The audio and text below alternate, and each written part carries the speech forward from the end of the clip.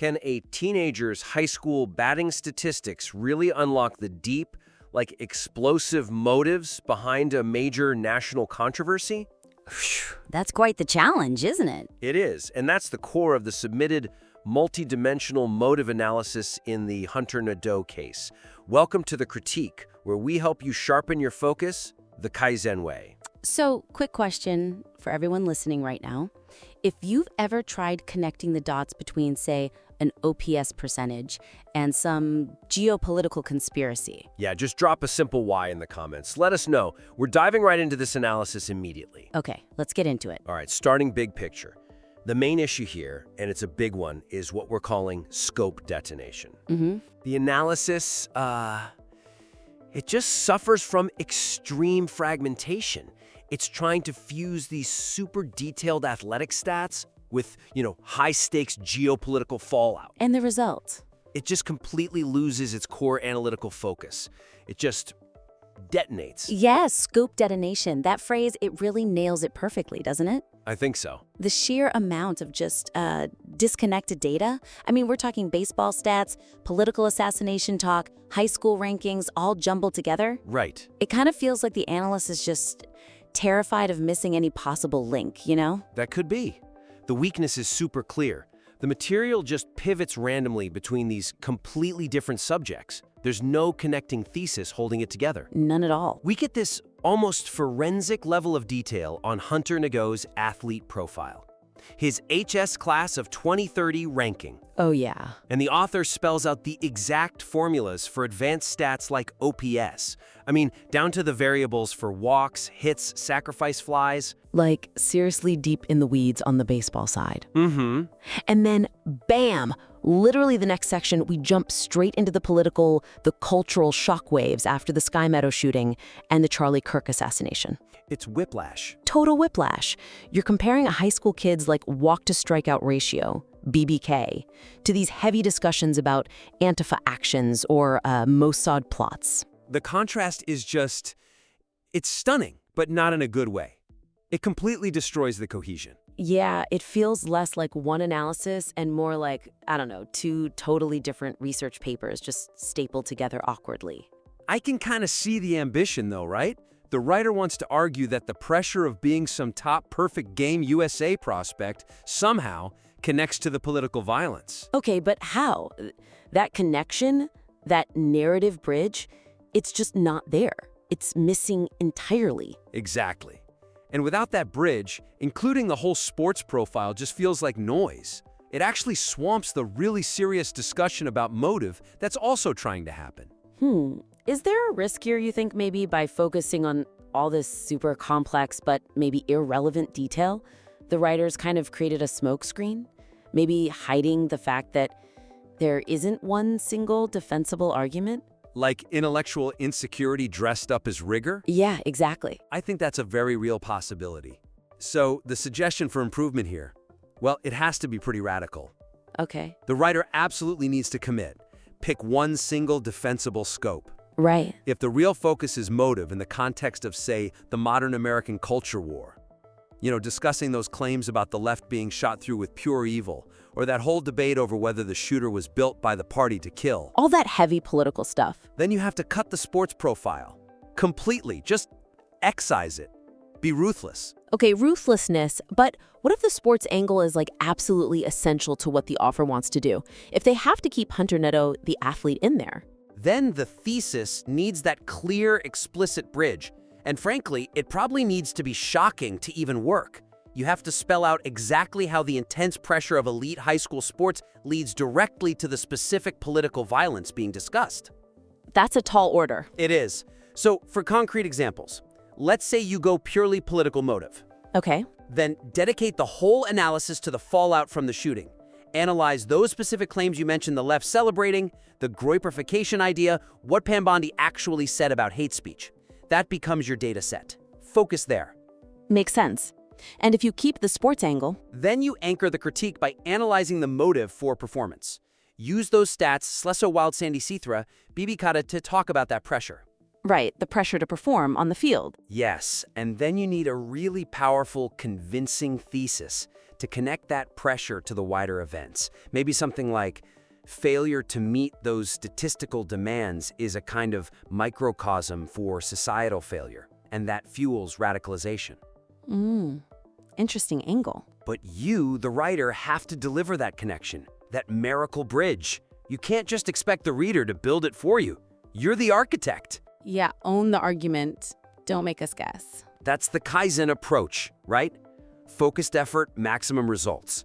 Okay, so if critique 1 was about failing to focus the telescope, our second point is about what happens when you point that telescope at literally everything in the sky.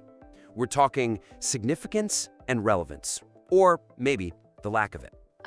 Okay. Several factual inclusions here are objective, sure, but they lack any demonstrated relevance to the core motive analysis.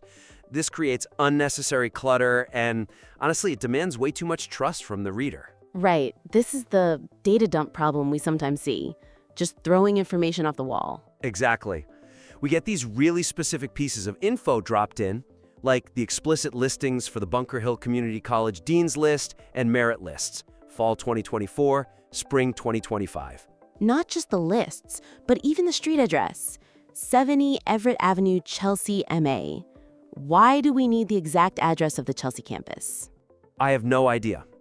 Or the super niche community details, like that long list of pistol and rifle calibers used at the Texas Momera Range, specifically calling out the .308, the .357, the Ruger Old Army. Okay, those calibers exist, but the weakness is the reader is just left scratching their head asking, how does the fact that people shoot .357 rounds connect to the motive in the Hunter Nadeau case? What's the link? It just signals volume, right? Not analytical value. It feels almost like the writer thinks the sheer weight of all this detail will somehow make up for the lack of a clear connection. Yeah, maybe. And we also see that mention of the H-1B visa cost hikes, going from $4,500 to maybe $100K or even $250,000 total cost. That's a huge economic point, potentially very relevant. Potentially, but without any justification, any explanation of how it relates to motive here, it's just more clutter.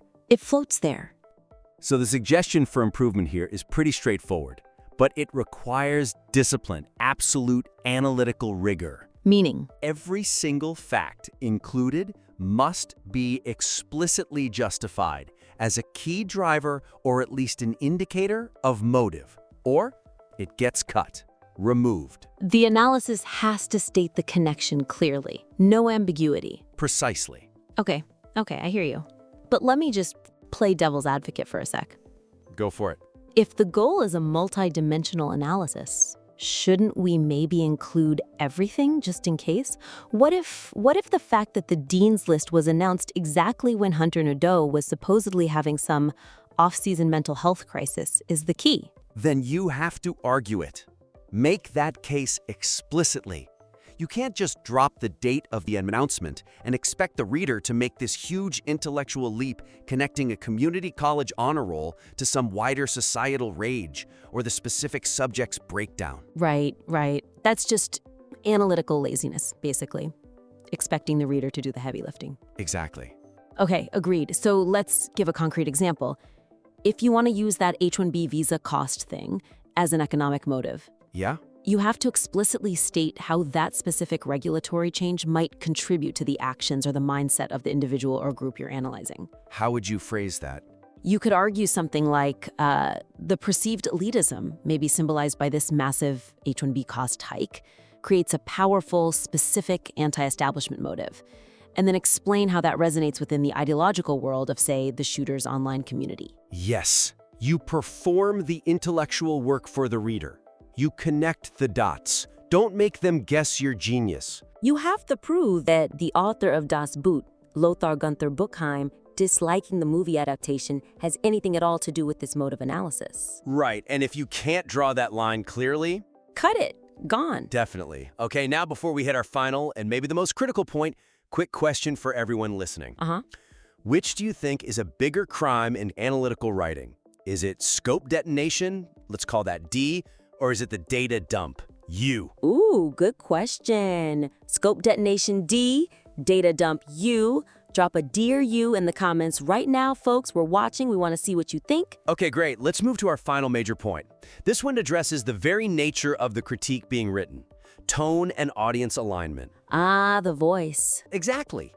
The document's voice swings like wildly and unpredictably between clinical objective analysis and then suddenly adopting the really aggressive hyperbolic language of the sources it's supposed to be analyzing. And that fundamentally undermines the authority of the whole analysis, doesn't it? Completely. It's about narrative integrity, like you said.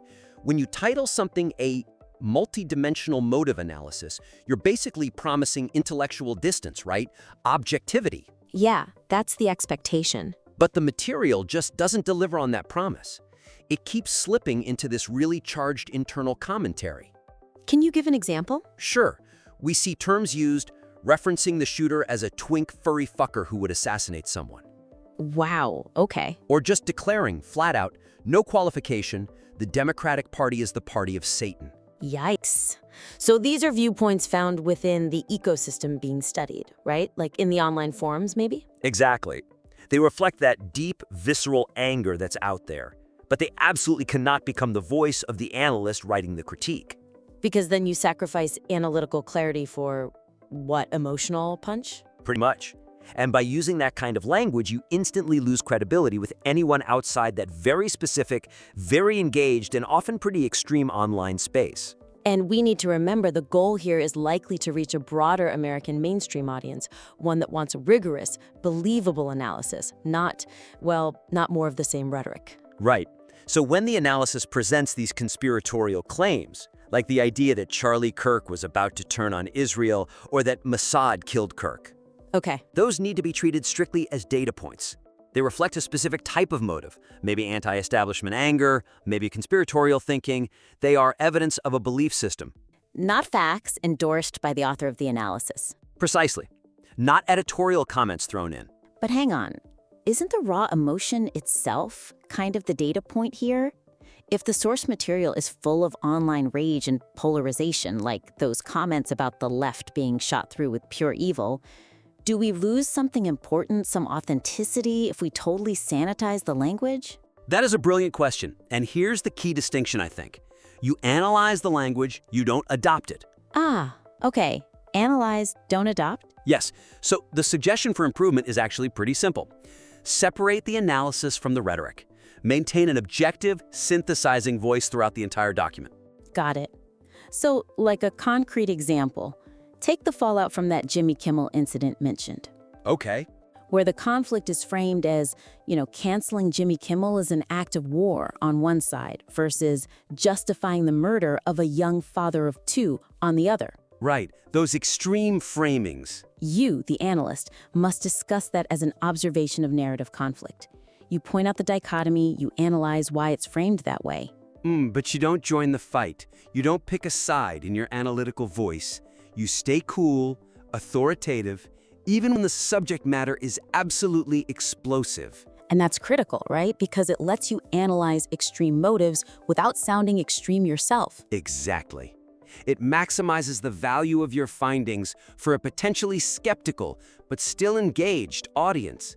If you want passion, quote the sources. Use their passion as evidence of the motive. But keep your own analysis, your synthesis, objective. It's the difference between reporting the news and, becoming the news. Well said. Okay, quick question for the audience again, right now. If you think that raw, passionate rhetoric is actually the best way to analyze extreme stuff, write N in the comments. N for narrative passion. But if you demand cold, hard, objective synthesis from an analyst, write Y. Y for yes, objective facts. Let us know what you prefer. All right, let's wrap this up. Okay, so to really elevate this analysis, make it meet those high Kaizen community standards, you need absolute clarity and focus on 3 key actions. Lay them out. First, choose your scope. Decide, is this fundamentally a story about Hunter Nadeau's individual athletic drive? Or is it about the explosive political landscape after the shooting and assassination? Because you really can't have both effectively without that miracle bridge you talked about. And you gotta build and defend that bridge if you try. Exactly. Second, Justify every single data point. You must prove how the location of a community college or a list of handgun calibers actually drives the motive you're analyzing. And if you can't explicitly link it to motive? Cut it. Ruthlessly. Declutter. Got it. And third? Align your voice. Maintain that analytical, authoritative tone, even and especially when discussing the most volatile, intense claims about politics or violence or online rage. Because your credibility is everything. It's your currency as an analyst. Absolutely. These 3 steps, scope, justification, tone, will maximize the impact and the intellectual rigor of this document. Turn it into a truly powerful, multi-dimensional analysis. So now, go revise this analysis, make it stronger, sharper, bring it back. And hey, while you're thinking about revisions, hit that like button right now, please, and subscribe if you haven't already. We depend on you. We really do. And tell us, what's the next wild project, the next piece of writing you want us to tear into? Share your story, drop your documents in the submission box. Let's keep getting better together.